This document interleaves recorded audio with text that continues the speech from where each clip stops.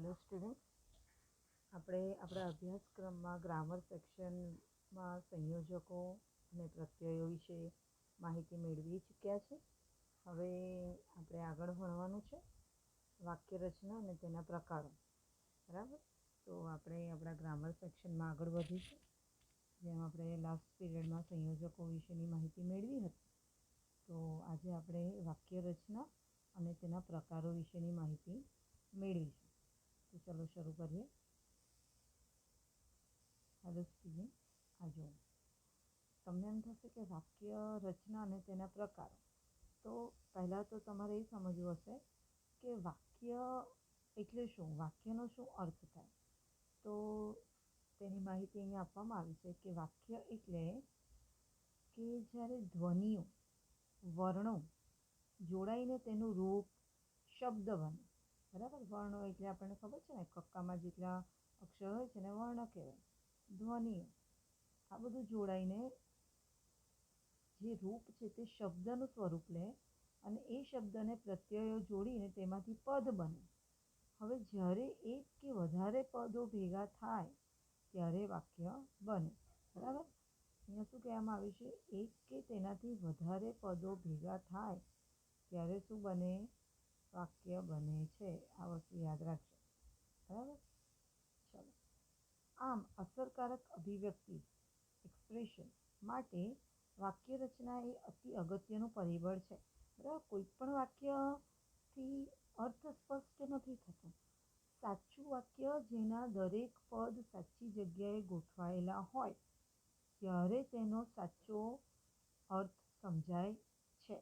Okay, તો તેની સાચી અભિવ્યક્તિ ક્યારે થાય, સાચા એક્સપ્રેશન ક્યારે મળે કોઈ પણ વાક્યમાંથી, કે દરેક એના પદ સાચી જગ્યાએ ગોઠવાયેલા હોય. એટલે એ એક અગત્યનું પરિબળ છે. એટલે કે એક વાક્ય રચનાને બીજા પ્રકારની વાક્ય રચનામાં પરિવર્તન કરી શકાય છે.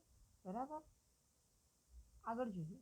વાક્યોના આ આખા સમૂહ દ્વારા આપણે વાતો કરીએ છીએ. આ આખી ઘટનાને આપણે કથન કે લેખન તરીકે ઓળખીએ છીએ. બરાબર, કથન કે લેખન. કથન એટલે બોલવું, કહેવું. લેખન એટલે લખવું. તો એવી રીતે એને ઓળખવામાં આવે છે. એમ કે છે શ્રવણ, એક બીજું પણ પરિબળ છે. શ્રવણ એટલે સાંભળવું, બોલવું, લખવું, સાંભળવું અને વાંચવું. ઓકે, શ્રવણ અને વાંચન દ્વારા અન્યની વાત સાંભળી અને સમજી તેને પામવાની પ્રક્રિયાને આપણે અવગમન, સાધારણીકરણ કહીએ છીએ. બરાબર, તો આ થયો વાક્યનો ટૂંકો અર્થ. આગળ જોઈએ. હવે તમારા અભ્યાસક્રમમાં આ રીતે આપવામાં આવ્યું છે કે વાક્યના પ્રકારો. વાક્યના પ્રકારો એ બે રીતના હોય છે, રચના અને બંધારણની દ્રષ્ટિએ વાક્ય અને અર્થ અને ભાવનાની દ્રષ્ટિએ વાક્ય. તો રચના અને બંધારણની દ્રષ્ટિએ જેટલા વાક્ય હોય છે એનામાં પણ 3 પ્રકાર છે. બરાબર, કયા કયા પ્રકાર છે? સાદું વાક્ય, સંયુક્ત વાક્ય અને સંકુલ વાક્ય. સંકુલ એટલે મિશ્ર વાક્ય. અને બીજો જે વાક્યનો પ્રકાર છે અર્થ અને ભાવની દ્રષ્ટિએ, એમાં પણ 3 પ્રકાર પડે છે: વિધાન વાક્ય, પ્રશ્ન વાક્ય અને ઉદ્ગાર વાક્ય. ઓકે, આ 3 પ્રકાર પડે છે. તો આપણે 1 બાય 1 બધા પ્રકારો સમજવાના છે. વાક્યના પ્રકારો પહેલાં સાદું વાક્ય એટલે કે રચના અને બંધારણની દ્રષ્ટિએ સમજી લઈશું, અને પછી અર્થ અને ભાવની દ્રષ્ટિએ સમજીશું. તમારે આ રીતનું જે તમને સ્ક્રીન પર દેખાય છે એ દરેક વસ્તુ તમારી નોટબુકમાં નોટડાઉન કરવાની છે. ઓકે, તો તમને બોર્ડની એક્ઝામ વખતે વાંચવામાં સરળતા પડશે. ચલો, જેમ આપણે જોયું કે વાક્યના પ્રકારોમાં રચના અને બંધારણની દ્રષ્ટિએ જે વાક્યો છે એમાં સાદું વાક્ય, સંયુક્ત વાક્ય અને સંકુલ વાક્ય એ 3 પ્રકાર છે. તો આપણે પહેલાં સાદું વાક્ય ભણવાના છે. ઓકે, ચલો. સાદું વાક્ય, તો જો એમાં તમને કહેવામાં આવ્યું છે, જે વાક્યમાં એક ક્રિયાપદ એટલે વર્બ કે એક જ ઉદ્દેશ્ય એટલે કે સબ્જેક્ટ કે વિધેય એટલે કર્તા વિશે જે કહેવાયું હોય તે હોય તેવા વાક્યને સાદું વાક્ય કહેવામાં આવે છે. શું કહે છે અહીંયા?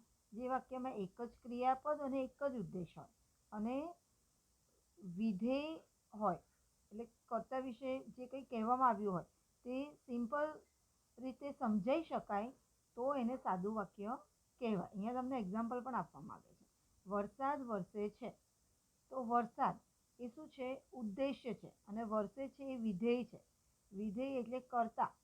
ઓકે, તો સેકન્ડ છે વિદ્યાર્થી ભણે છે. સિમ્પલ સેન્ટેન્સ છે, આમાં તમને કંઈ ખાલી તમને કહેવામાં આવ્યું છે કે વિદ્યાર્થી ભણી રહ્યા છે, બરાબર? તો અહીંયા શું કીધું છે? આમ સાદું વાક્ય એટલે એવું વાક્ય કે જેમાં જે કહ્યું હોય અથવા તો જે કહેવું હોય એ સ્પષ્ટ કહેવામાં આવે છે. આ પ્રકારના વાક્યમાં કોઈ બીજું વાક્ય કે અન્ય કોઈ પણ પ્રકારનું કથન એટલે બીજી કોઈ વાત હોતી નથી. એવા વાક્યને કેવું વાક્ય કહેવાય? સાદું વાક્ય કહી શકાય. ઓકે, ચલો આગળ જોઈએ. આગળ છે સંયુક્ત વાક્ય. સંયુક્ત વાક્ય એટલે કેવું વાક્ય? સંયોજકથી જોડાયેલ વાક્યને સંયુક્ત વાક્ય કહેવામાં આવે છે. આપણે સંયોજકો તો ભણી ગયા છે, બરાબર? તો એ સંયોજકોથી જોડાયેલું જે વાક્ય હોય તેને સંયુક્ત વાક્ય કહી શકાય. ઓકે, સંયોજકમાં ઘણીવાર કર્તા એટલે ડુઅર એક જ હોય છે અને ક્રિયાઓ એટલે કે એક્શન્સ અલગ અલગ હોય છે. તો ઘણીવાર ક્રિયા એક જ હોય અને કર્તાઓ અલગ અલગ હોય.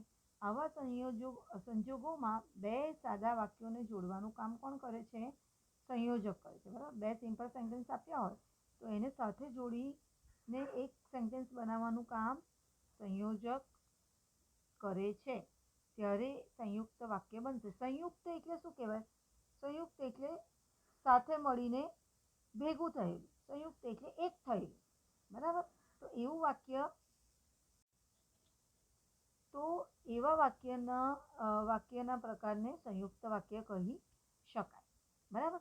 તો આવા વાક્યના પ્રકારમાં સંયોજક શબ્દો તરીકે કયા શબ્દોનો ઉપયોગ કરવાનો છે? તો અહીંયા તમને આપવામાં આવ્યું છે. જુઓ,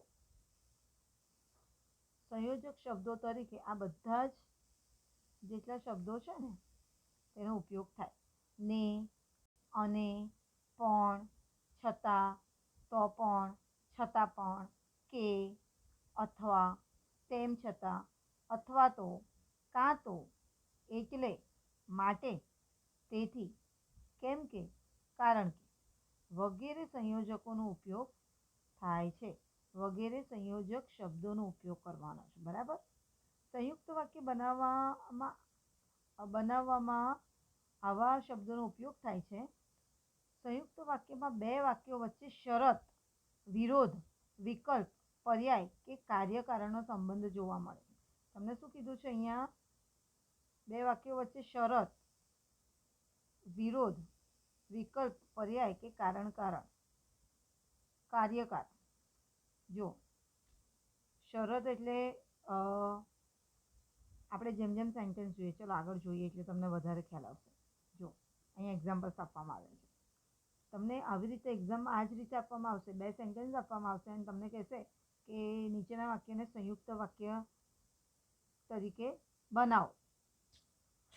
તો તમને કયો શબ્દ ક્યાં વાપરવો, સંયુક્ત વાક્ય બનાવવા માટે પણ આટલા બધા સંયુક્ત શબ્દો છે, તો એમાંથી કયો શબ્દનો ઉપયોગ કરવો એ તમારે જાણવાનું. જો પહેલું સેન્ટેન્સ આપ્યું છે જાનકીને રજા પડી. સેકન્ડ છે તે ઘરે ગઈ, બરાબર? તો તમારે એક જ સેન્ટેન્સ બનાવવાનું એનું. જાનકીને રજા પડી એટલે તે ઘરે આવી, બરાબર? અહીંયા કાર્યકારણનો સંબંધ છે. તેથી એટલેની જગ્યાએ તેથી પણ વપરાય, માટે પણ વપરાય, બરાબર? જરૂરી નથી કે એક જ સંયુક્ત શબ્દ વાપરી શકાય. 2, 3, 4 પણ વાપરી શકાય. એટલે એટલેની જગ્યાએ, આખા વાક્યમાં 2, 3, 4 નહીં, પણ એટલેની જગ્યાએ તેથી પણ આવે, માટે પણ આવે, બરાબર? આગળ જોઈએ.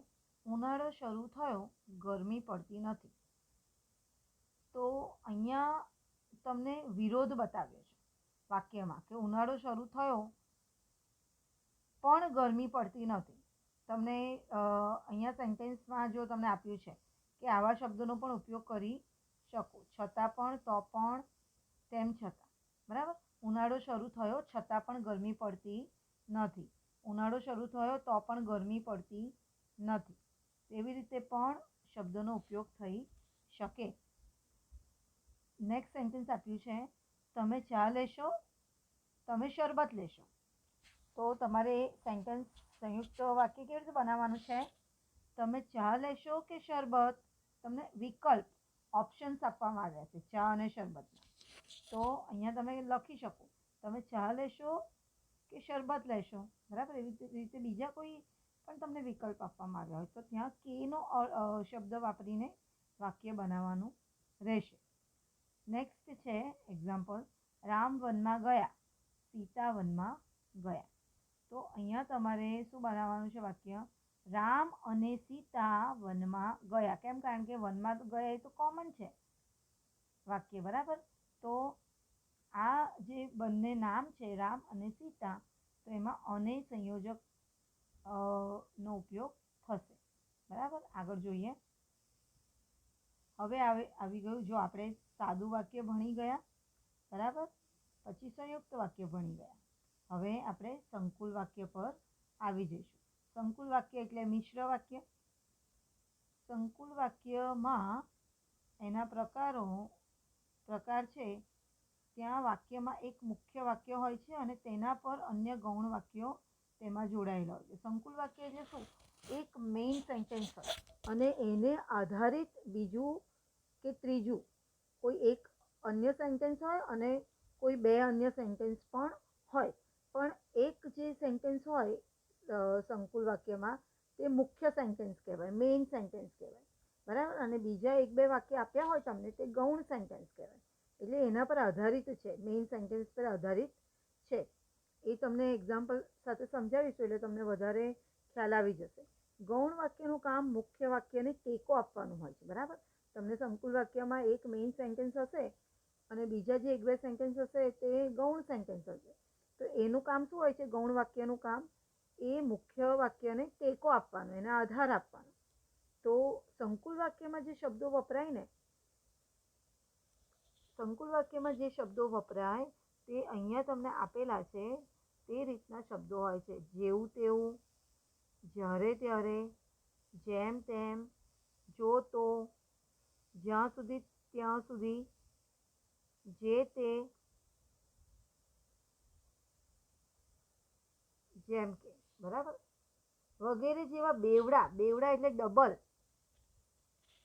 અને જોડકા સંયોજકોથી સંકુલ વાક્ય મિશ્ર વાક્ય બને છે. તમે જ્યારે પણ કોઈ સેન્ટેન્સમાં જ્યારે સંકુલ વાક્ય બનાવશો ને અને સિંગલ સેન્ટેન્સ બનશે એનું, ત્યારે તમારે જેવું તેવું એવું સાથે જ એક આખા સેન્ટેન્સમાં જેવું જેનું કામ તેવું તેનું વર્તન, બરાબર. તો જેવું અને તેવું બંને શબ્દનો ઉપયોગ થયો.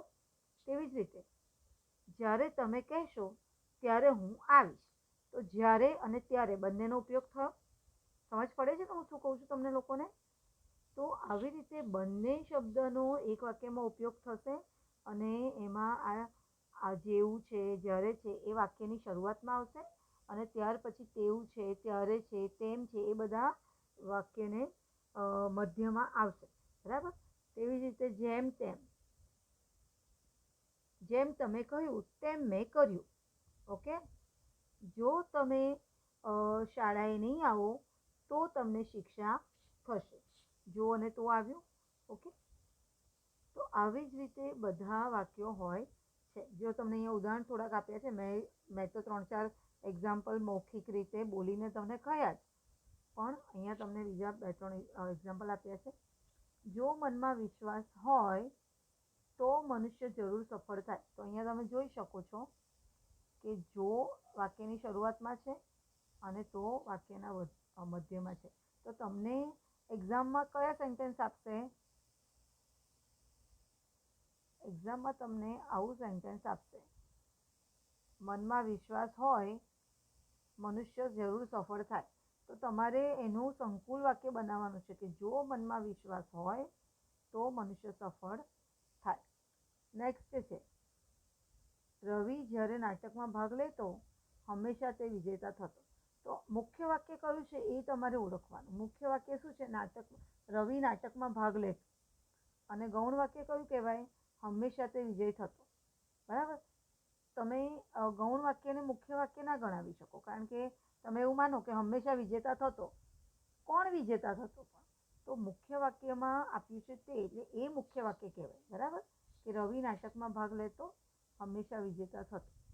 તો તમે આ જ્યારે શબ્દ જે છે ને તે આગળ પણ લખી શકો છો. અહીંયા જે જ્યારે શબ્દ છે, જ્યારે રવિ નાટકમાં ભાગ લેતો ત્યારે હંમેશા વિજેતા થતો. તમારે યાદ રાખવાનું, આવા જોડકા હોય ત્યારે જ્યારે, જો, જે એ બધા વાક્યના શરૂઆતમાં જ વાપરવાના, બરાબર.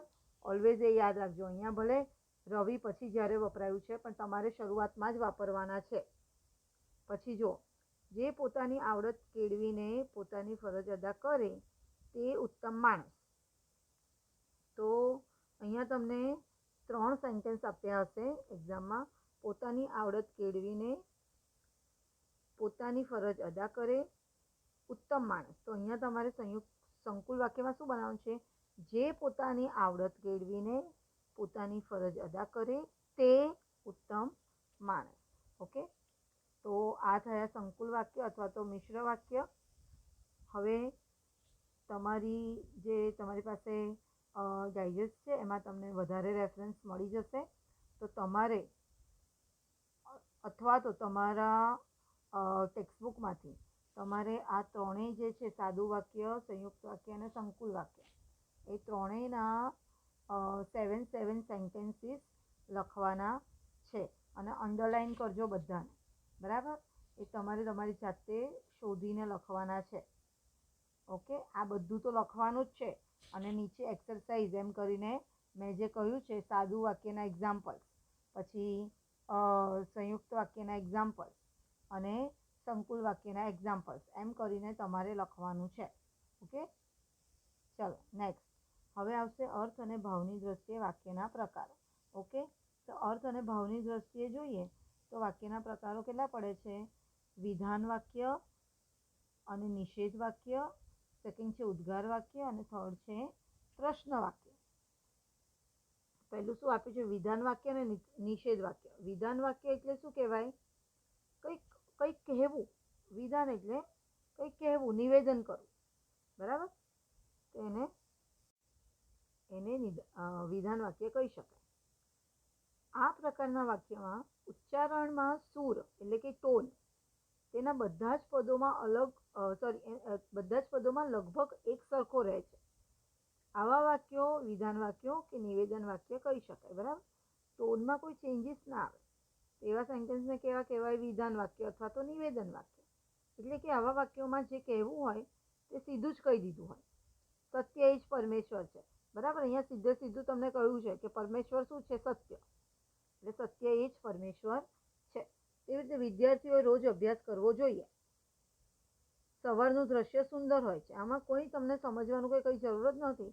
તમને સીધું એક નોર્મલ અને સિમ્પલ એવું સેન્ટેન્સ આપી દીધું છે. એટલે આને કશું કહેવાય? વિધાન વાક્ય. નેક્સ્ટ જોઈએ, વિધાન વાક્યના નિવેદન વાક્યમાં હકાર વાક્ય અને નકાર વાક્ય એમ 2 પ્રકાર પડે, બરાબર. વિધાન વાક્યમાં પણ 2 પ્રકાર પડે છે. હકાર વાક્ય એટલે પોઝિટિવ સેન્ટેન્સ અને નકાર વાક્ય એટલે નેગેટિવ સેન્ટેન્સ. ઓકે, જે વાક્ય હકારવાળું હોય તે વાક્ય વિધાન વાક્ય એટલે કે પોઝિટિવ સેન્ટેન્સ કહેવાય. અને જે વાક્ય નકારવાળું હોય એટલે કે એને નિષેધ વાક્ય, નેગેટિવ સેન્ટેન્સ કહેવાય. સમજ પડી? જેમ કે અહીંયા નીચે આપવામાં આવ્યું છે, નકારવાળું વાક્ય કયું કહેવાય? ના, નહીં, નથી, આવા બધા શબ્દોનો ઉપયોગ થયો હોય ને તેને નકાર વાક્ય કહેવાય. જેમ કે વાતાવરણમાં આજે શાંતિ છે, તે કેવું છે? વિધાન વાક્ય છે, હકાર વાક્ય છે. અને સેકન્ડ તમને આપવામાં આવ્યું છે, વાતાવરણમાં આજે શાંતિ નથી, તો નથી શબ્દનો ઉપયોગ થયો છે, માટે અહીંયા આ વાક્યને નકાર અથવા તો નિષેધ વાક્ય કહી શકાશે. આગળ જોઈએ, સેકન્ડ છે ઉદ્ગાર વાક્ય. ઉદ્ગાર વાક્ય એટલે શું? જે વાક્યમાં બોલનાર દ્વારા આશ્ચર્ય કે વિસ્મય એટલે કે નવાઈ, શોક, હર્ષ ઉલ્લાસ એટલે વાવ એવું શબ્દ પણ વપરાય ને ઇંગ્લિશમાં. ગુજરાતીમાં વપરાય વાહ. એવી લાગણીઓ રજૂ થાય અને કોઈ પરિસ્થિતિ ઘટના આપણી ધારણા બહારની હોય અથવા તો આકસ્મિક હોય કે અણધારી હોય, જેમ કે ઓહ, આવા બધા શબ્દોનો ઉપયોગ થાય, વાહ, સરસ, ઓહ, આવા બધા શબ્દોનો ઉપયોગ જ્યારે કરવામાં આવે ને ત્યાર પછી ઉદ્ગાર ચિહ્ન મૂકવામાં આવે ત્યારે તેને ઉદ્ગાર વાક્યમાં સમાવેશ કરવામાં આવે છે. આવી અણધારી પરિસ્થિતિ નીકળે ત્યારે અચાનક જ ઉદ્ગારવાચક શબ્દો બોલાઈ જતા હોય છે. આવા વાક્યને ઉદ્ગાર વાક્ય કહેવાય છે. આવા વાક્યોમાં વિસ્મય સૂચક શબ્દો તરીકે વાહ, અરે રે, ઓ વગેરે જેવા શબ્દોનો ઉપયોગ થાય છે. આવા વિસ્મય સૂચક શબ્દો પછી કે પરિસ્થિતિ ઘટના સૂચક વાક્ય પછી પણ ઉદ્ગાર ચિહ્ન મૂકવામાં આવે છે. જેમ કે એક્ઝામ્પલ્સ તરીકે તમને આપવામાં આવ્યું છે, વાહ પછી જુઓ, તમે જોઈ શકો છો, વાહ પછી શું છે? ઉદ્ગાર ચિહ્ન દેખાઈ રહ્યું છે. શું દ્રશ્ય છે! આજે આપણે કેવું મધુર સંગીત સાંભળ્યું, બરાબર? ઓહ, કેટલી સુંદર કલાકૃતિ. ઓકે,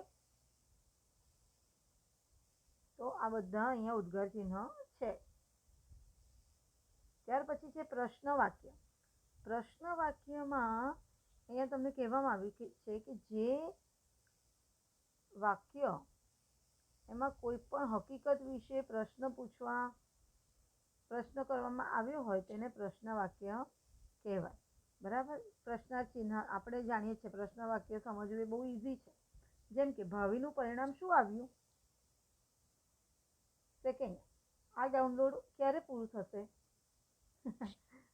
સોરી, આ લોકડાઉન ક્યારે પૂરું થશે?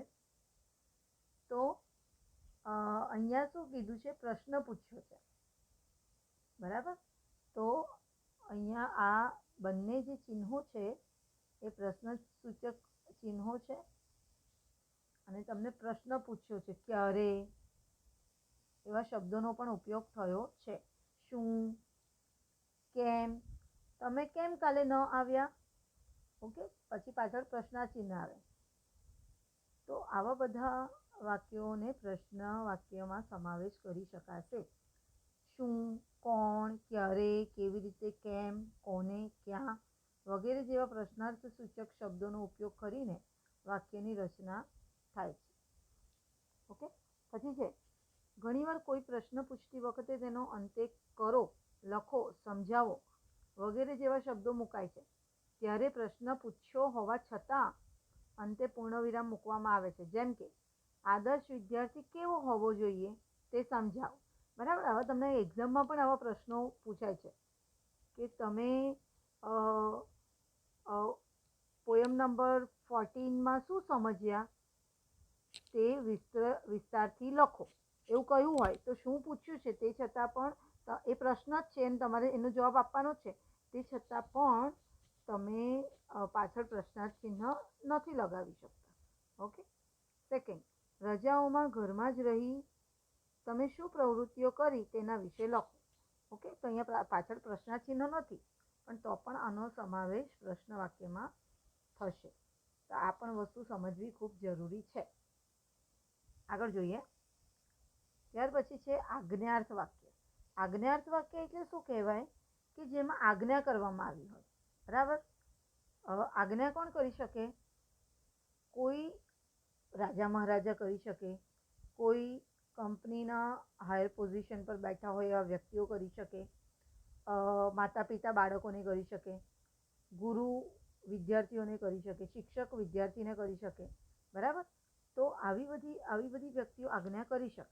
અને આજ્ઞાર્થ વાક્યમાં શું વપરાય? જાઓ, તમે પેલા માણસને સંદેશો આપી દો. તો આવા શબ્દને આજ્ઞાર્થ વાક્યમાં સમાવેશ થઈ શકે. જે વાક્યમાં આજ્ઞા, સૂચન, વિનંતી કે હુકમ એનો ભાવ દર્શાવ્યો હોય તેને આજ્ઞાર્થ વાક્ય કહેવાય છે. આ પ્રકારના વાક્યોમાં વર્તમાન કે ભવિષ્ય વિશે પણ કરવાની પ્રવૃત્તિ વિશે કહેવામાં આવ્યું છે, બરાબર?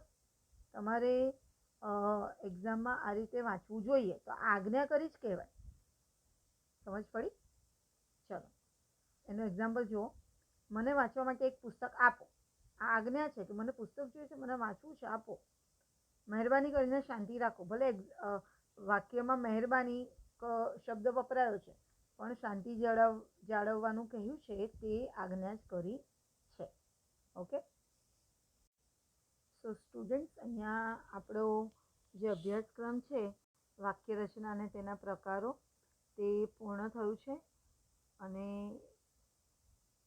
આ જે વાક્યના પ્રકારો છે એ બધું જ તમને જે પણ સ્ક્રીન પર આપણે ભણાવ્યું છે એ બધું તમારે લખવાનું છે તમારી નોટબુકમાં, ગ્રામર સેક્શનમાં. હવે એક બીજી અગત્યની વાત છે. મેં તમને કહ્યું કે જે રીતે સાદું વાક્ય, સંયુક્ત વાક્ય અને સંકુલ વાક્યના 7 એક્ઝામ્પલ્સ લખવાના છે, તેવી રીતે આપણે જે હમણાં વાક્યના બીજા પ્રકારો આ બધા ભણ્યા છે ને, બરાબર, આ બધાના પણ આ જે અર્થ અને ભાવની દ્રષ્ટિએ પણ વિધાન વાક્યના, નિષેધ વાક્યના, ઉદ્ગાર વાક્યના, પ્રશ્ન વાક્યના અને આજ્ઞાર્થ વાક્યના, બરાબર, આ બધાના પણ 5 એક્ઝામ્પલ્સ તમારે લખવાના છે. એટલે તમને ખબર પડી, પેલા ત્રણેયના 7 અને આ 5 વસ્તુના 5 વાક્યો. એટલે તમારે આ બધું લખી અને મંડે સુધી ચેક કરાવી દેવાનું છે, કારણ કે એ બહુ ઇમ્પોર્ટન્ટ છે. હવે તમને એક બીજી મહત્ત્વની વાત કહેવી છે કે આપણો ગુજરાતીનો એક પણ યુનિટ ટેસ્ટ થયો નથી, તો વાંચવાની શરૂઆત કરી દેજો.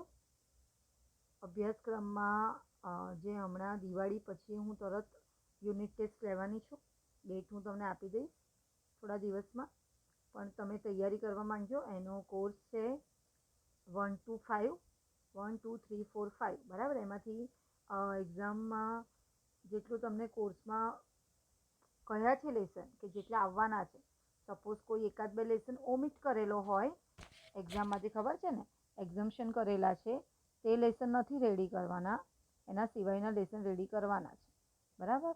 તો જેટલા તમને કોર્સમાં છે 1 થી 5માં તેટલા લેસન રેડી કરજો અને સારી રીતે ભણજો, લર્ન કરજો. દિવાળી પછી તરત યુનિટ ટેસ્ટ ગુજરાતીનો 25 માર્કનો હું લેવાની છું, અને એના માટે મેં તમને લેસન્સ પણ કહી દીધા છે.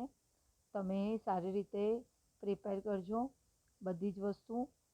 એમાં જે પણ કંઈ એક વાક્યમાં જવાબ હોય કે 2-3 વાક્યમાં હોય, લોંગ ક્વેશ્ચન છે, ઓકે, એમાં જેટલું પણ ગ્રામર આવતું હોય, સમાનાર્થી, વિરુદ્ધાર્થી, પછી આપણે અત્યાર સુધી જેટલું ગ્રામર ભણાવી ગયા છે, બરાબર, નિબંધ છે, આ છે, તે છે, બધું પ્રિપેર, પોતાની રીતે પ્રિપેર રહેજો કે 25 માર્કનો ટેસ્ટ ગુજરાતીનો આવવાનો છે અને દિવાળી પછી તરત જ આવવાનો છે.